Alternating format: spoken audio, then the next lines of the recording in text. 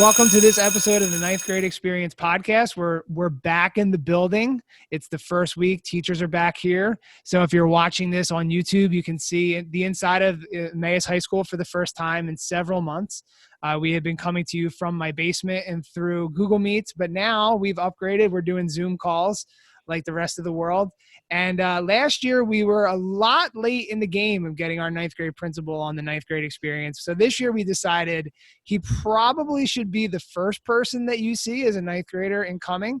And maybe you saw a little bit, you only saw a brief picture of him during the ninth grade orientation video, but we're joined today on the show by Mr. Fortier, our ninth grade principal. So thanks a lot for taking some time out of the busy, hectic week here before school starts to give us some more up-to-date information and some tips for our ninth grade students.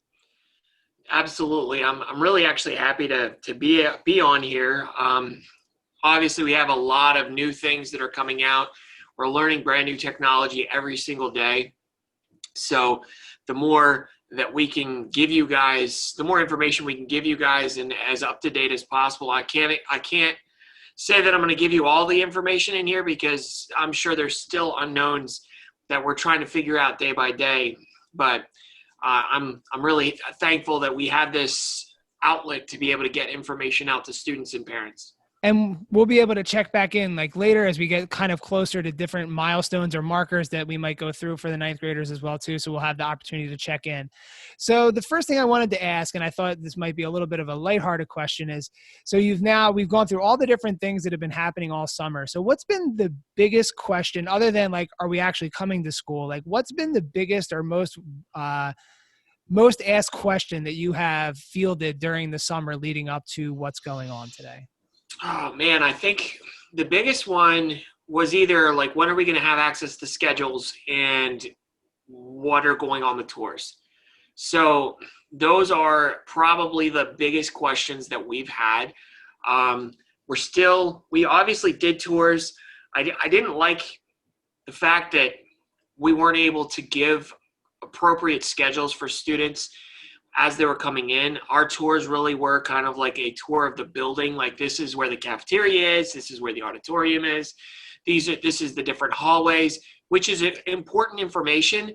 However, students weren't able to go, this is where my first period is. This is where my second period is. And that's, we've never experienced that before.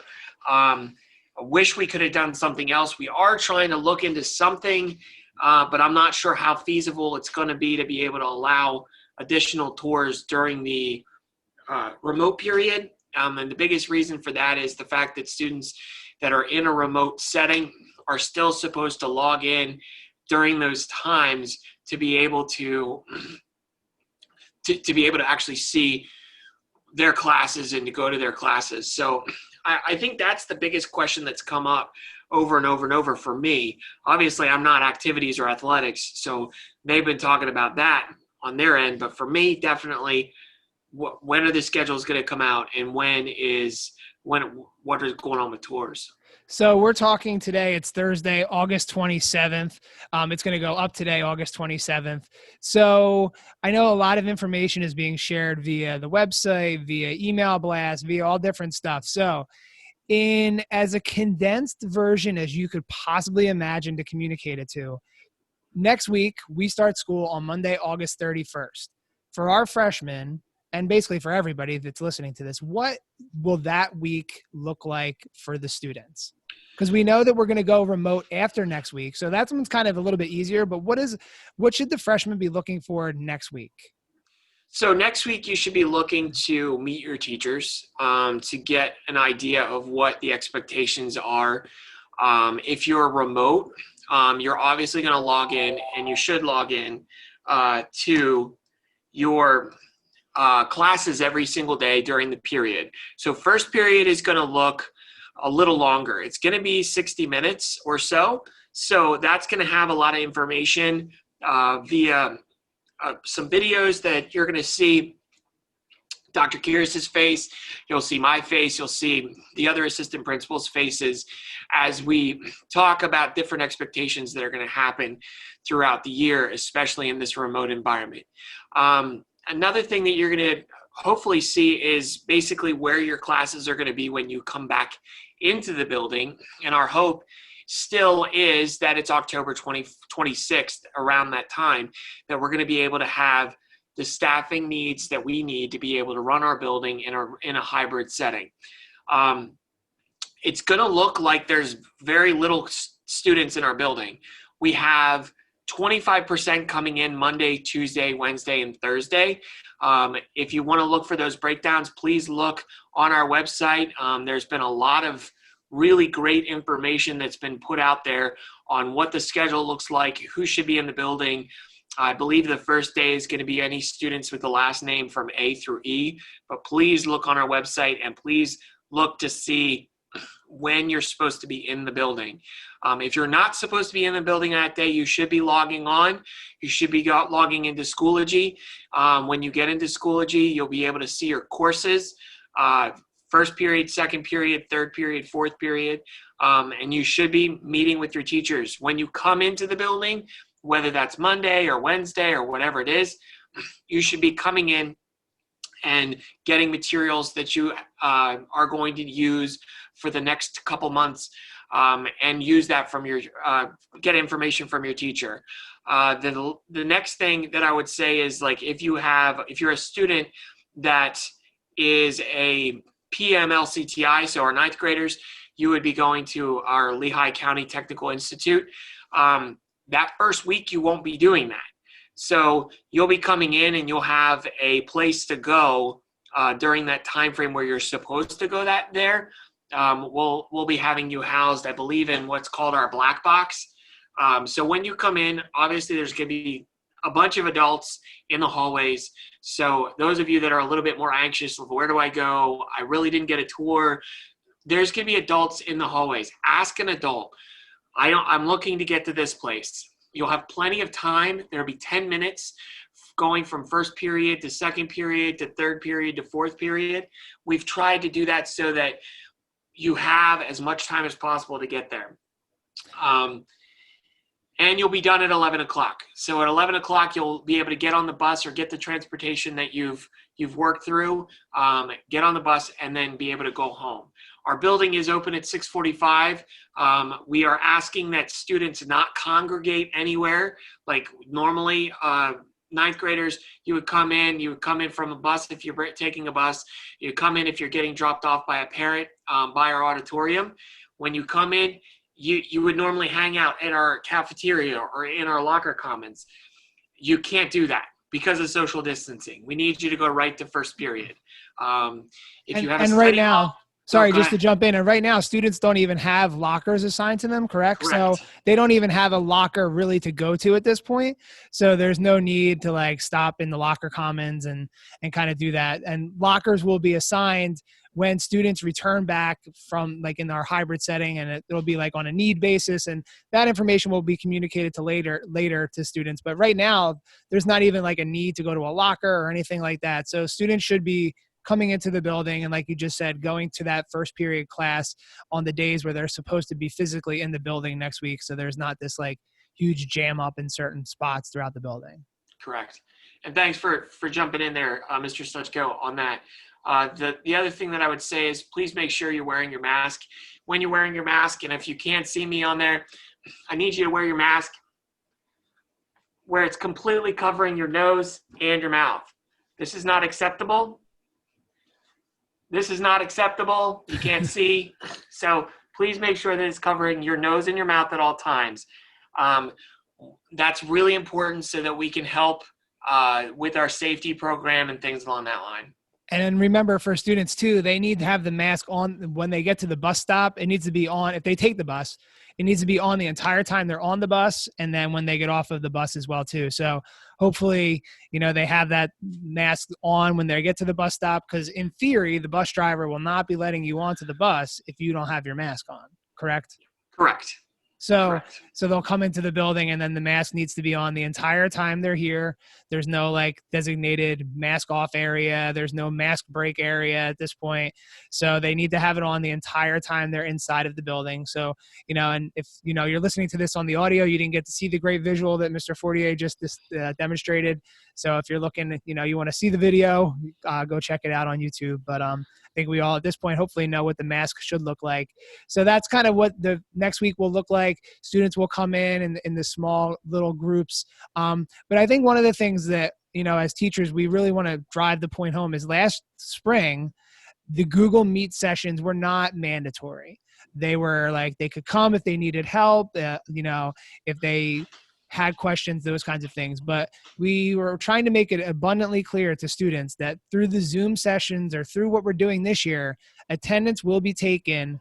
If you're remote, you need to be there at the beginning of each class period. So can you just I know you talked a little bit about that, but just to make it very specific and concrete for students. So like when they take attendance the first week and even beyond, what is the expectation for students that need to be logged in at the beginning of each class period, and then kind of just explain to them what that should look like and then what the ramifications might be if they don't do that?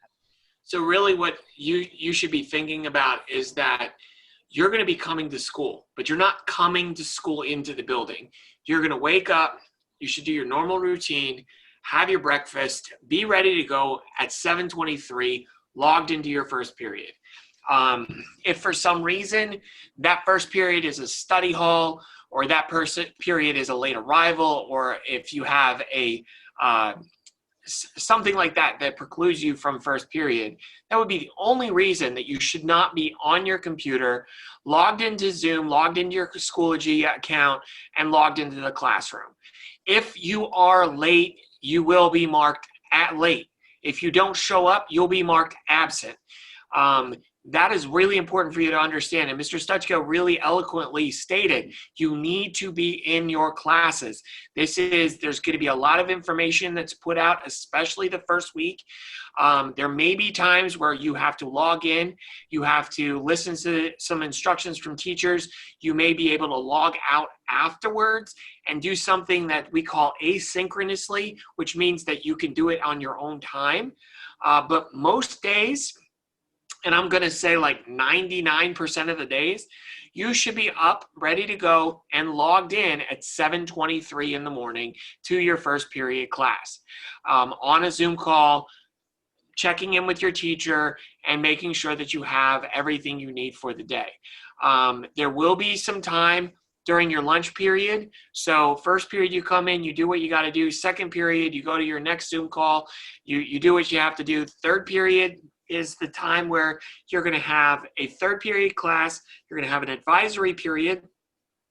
And that advisory period, there may be something for you to do.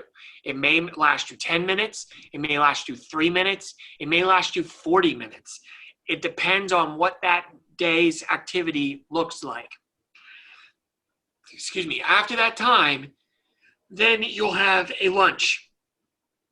Again, if you get the things done that you need to before that advisory period, the advisory period is very short, then you have more time for lunch. You can log out, you can do your lunch, you can have your lunch, then you can come back for your last fourth period class.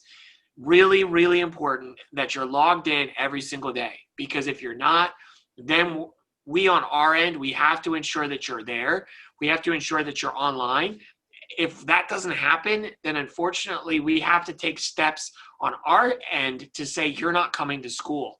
And that could involve a lot of different things. And I don't want to get into like the talking about all these consequences, but I need you to understand that there are serious consequences if you don't log in and you don't go to school.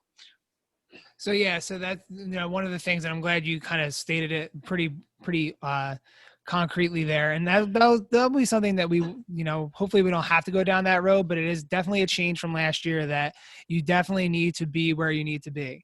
So I think the first week we've kind of talked about what that will look like. So you'll only come into the building 1 out of the 4 days, depending on where your name falls into the alphabet. If you're not in the building physically, then you need to be logged into the Zoom calls, logged into the things that are going on in your class, and each day they're done at 11 o'clock. Then the week after Labor Day is when we're going to start our fully remote. Every class period will meet only outside the building unless there is a special circumstance. And then they're basically going to be doing like we did last year where everyone was remote. I know there's been a lot of questions about that third period because it's something new, and you talked about advisory there as well.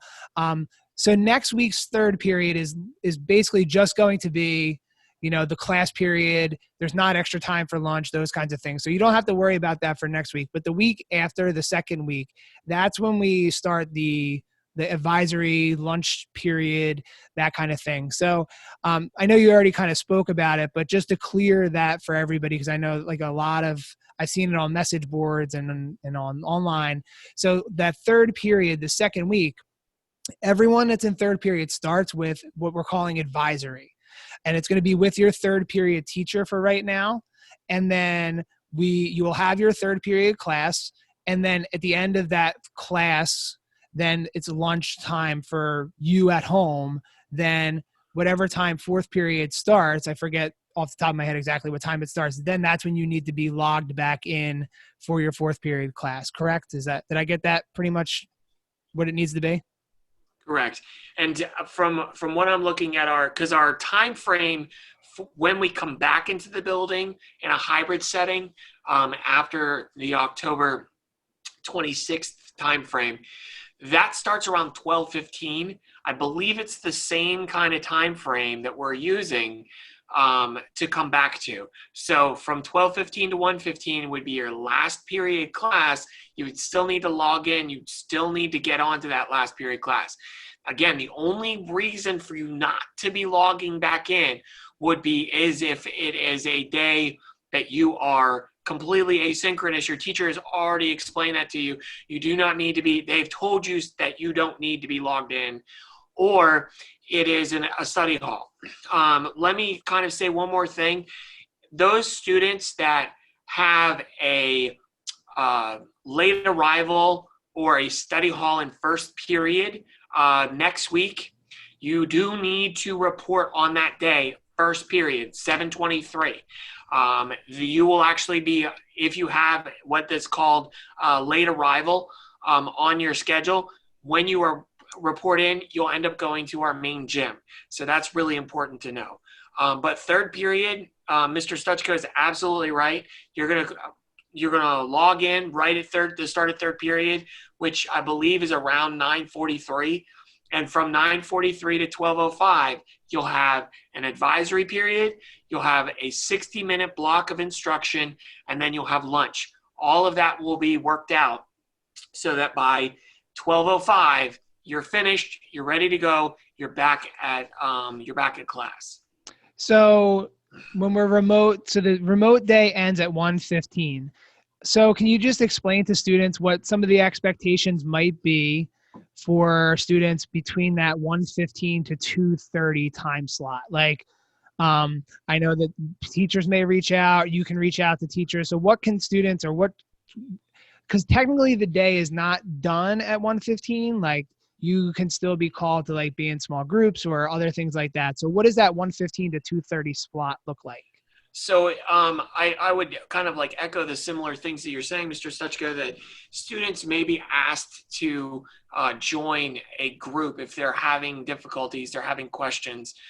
Teachers are going to be available during that time, and they'll set some time up. They're obviously also going to be involved in other meetings that they may have, so they may have only limited time frames during that time, especially our ninth grade teachers. We have a team meeting at least once a week. So we're going to be talking about some of the barriers that you guys are experiencing and the teachers are experiencing. But that time frame there is really set aside to be able to be an extra support for each one of you. And those of you that are, let's say you're in an LCTI situation, you may still be at LCTI till 2:45 on whatever day that you're set to go there, and you're coming back on the bus and they're dropping you off at home from LCTI. So there's a lot of things that could go on. And if there is a requirement for you to be at something, the teacher says you're supposed to be there, then you're supposed to be there from any time between 12:15 and 1:15. So, excuse me, from 1:15 to 2:35. So please understand that that could happen. And then work with your teachers that if for some reason you can't make it at that specific point, that you set up a different time with them that's good for both of you. But to be honest, like if they say that you have to be there up until 2:25, you should be there. So one of the things, and we're going to talk about this in some episodes coming up about what clubs and activities will look like. But do you know, like if a student wants to participate in a club or activity, those will all start at 2:35 and they'll all be virtual at the start of the school year? That is absolutely correct. We do have a couple videos. I haven't had them uploaded to the activities web page, but if you're interested in getting involved in anything, they're all going to be online. So at this point, you should be looking at that list on the athletics web page. It's under clubs. You can look at it and you can work through there. Even sports, because there's a lot of like confusion about what is going on with sports. Yep. We have at least 3 sports that are starting right now, just because football or some of the other more contact or high risk sports aren't actually competing at this point. We are still looking to try to get them. It may be pushed back a month. It may be pushed back 2 months. We're trying to get it to a point where all of the sports are meeting whenever we can. We don't want a season to go away where students aren't able to participate in athletics. We don't want a season or an area to go away where students aren't able to participate in activities. So please make sure that you're as active as possible. But those, as Mr. Stuchka said, they're not going to start until 2:35, 2:45. That'll be on their website. That'll happen on a specific day. If you're interested, reach out to the sponsor that is listed in that activities webpage. Yep. And then hopefully in the next coming weeks, I think one of my plans is to try to get a whole bunch of those people on to kind of give a little bit more detailed information about their clubs and activities and how they're going to be able to access all that different stuff. So hopefully in the next couple of weeks, we'll get a little bit more about that. So we've gotten a lot of great information, a lot of the nuts and bolts and all the different stuff, but I wanted to end, just to respect your time and kind of, I did want to ask one other question before I get to my final question. This was something I thought about yesterday, was people have been so busy during the summer and wondering, we always wonder what people do and their jobs entailed. So can you just kind of explain to everybody, what has your summer been like in your role as the 9th grade principal? I know you've been constantly juggling and changing things, but I think people would appreciate just kind of an idea of what everyone's kind of had to do to get to this point. And I just kind of what has your summer been like? And what have you kind of learned from last year that you've been able to apply to what you've done this summer? So it's definitely so much different from last year to this year, last summer to this summer. There has been a lot of things that are coming in. So it's a lot of, unfortunately, hurry up and wait. We are waiting for, I would be waiting for something from district office, but the district office couldn't give me anything because they were waiting for something from the Pennsylvania Department of Education. So while we're waiting for something from district office, we would be planning, okay, what is it going to look like for a hybrid? How are we going to get kids in? What is the schedule going to look like? Looking at, for me, myself, I was looking at various time frames, building different schedules, times for students and trying to figure out the math on how long does the period have to be? How long do we have for passing time? What's the safest thing for passing time? Do we have enough? Our custodians have been going constantly, our maintenance department have going constantly, making sure everything's clean, but then trying to figure out what is the maximum number of students that we can have in our classrooms to still be safe, socially distant, and to be able to hold as many students as possible so we could have as many students as possible in here in the building. Do we have to have 25% capacity? Can we do 50%? Can we do 75% and still be safe and socially distant? what we found and what I was called in a bunch of times to be able to do is to do extra measurements, to kind of run math, run like projections on what we can do. Mrs. Gamble, who is our academic affairs assistant principal, she's been tirelessly and still is trying to work out last nitty-gritty things about our schedule.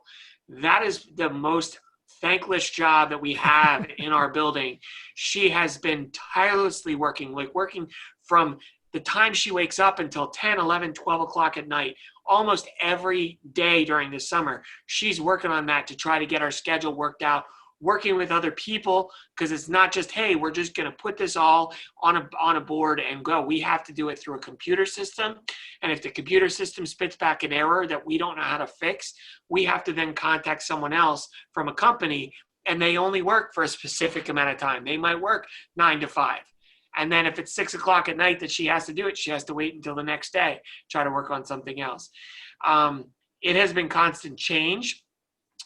We've been waiting on things from the state representatives in the state government, federal government. And again, everyone has been with the sole focus of how do we provide education and learning to students as safely as possible.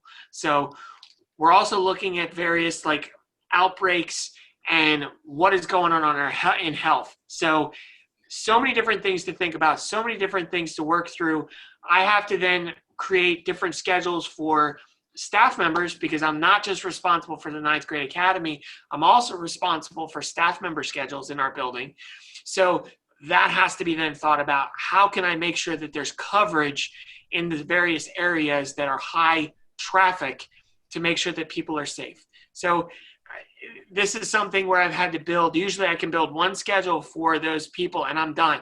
I've had to build 4 schedules, one for when we're going to be the first week, one for when we're going to go hybrid and they're in the building with a very, very reduced number of students, our highest need special ed population, and then another one for when we get back into a hybrid population, and another one just in case we can finally get a vaccine or something to be able to allow us to be all face-to-face back in the building at some point this year, just in case. So many different things to think about, different things to like schedule and work through, and then so many people to communicate and collaborate with. And it's really interesting, all the stuff that you mentioned kind of leads into my last question. And I think it's, we're going to get our counselors on maybe in a couple of weeks when they're not inundated with course selection and changes and all that different stuff. But when I emailed you to kind of ask you to come on the show, the one thing I've now heard it 3 different times this week from different speakers or different things I've seen online is about the only thing that you can do in this situation is control the controllables and what you can actually do. And, all the stuff that you just mentioned, like 9th grade student that's walking in the door on Monday morning, they can't control any of the stuff that you just talked about. So as a 9th grade student, and kind of what our word or tip here as we kind of like leave for the episode here is like, what do you think that would mean for our 9th grade students for controlling the controllables in their own situation? So I think the biggest thing that we all can do, whether we're a 9th grade student, whether we're a teacher, whether we're a senior that has been here for 3 years and is finally coming back for their senior year into an environment that is completely unknowable, is the one thing that we can always control is our temper and our patience. We all need to have that temper, patience, and grace. And to remember that there's more to what's going on than just our specific individual circumstance. What we've done as teachers, staff, administrators, district, state government, federal government, we have been trying to focus on how can we help those individual students to the best of our ability, and to provide a place that's safe and that we can provide an education. And this is where we've landed in the circumstances that we have with the resources that we have. And we're going to do our best to be able to communicate. So the biggest thing that I want the 9th graders to realize, if they don't know where they're going, don't get frustrated. Ask an adult, ask someone who looks like they may know where they're going. Don't be afraid to ask a question, because if you're afraid to ask the question, you're going to get lost, you're going to get frustrated, and then you're not going to be able to get where you need to be. It's just going to start a spiral. If you ask, people will help you. It's not going to be other things. So it's a big building, but we don't have 3,000 students in it. We have about 500 that's going to be moving around from place to place. That's going to be easier to move around. It's going to be easier to find places that you need, and just follow signs and ask questions. And I think that's a great suggestion. So on Monday or any day next week, the kids are back in the building. If they need to find you in your best way of explaining to people where you would be in the building, where is your office located?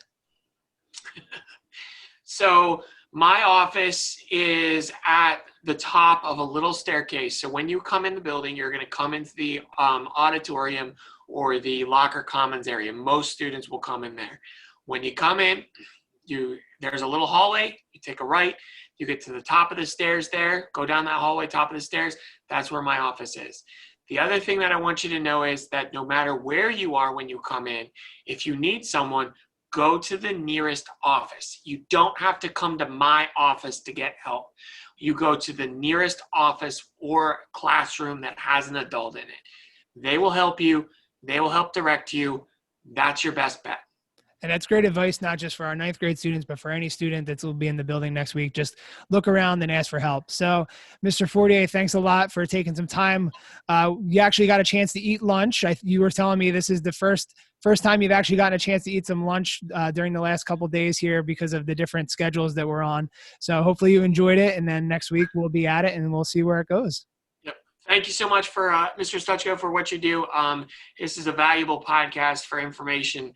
If you know someone who's not listening to it, recommend it to them, because there's going to be so much information and help, and kind of like a way for students and ninth graders to be able to realize that they're not going through this alone. And just so everyone's clear, he is not a paid endorser of the podcast, but we appreciate the kind words. So thanks a lot, Mr. Fortier, and the kids will see you next week, and I'll see you around the building here. So thanks a lot. Thank you, Mr. Stuchko.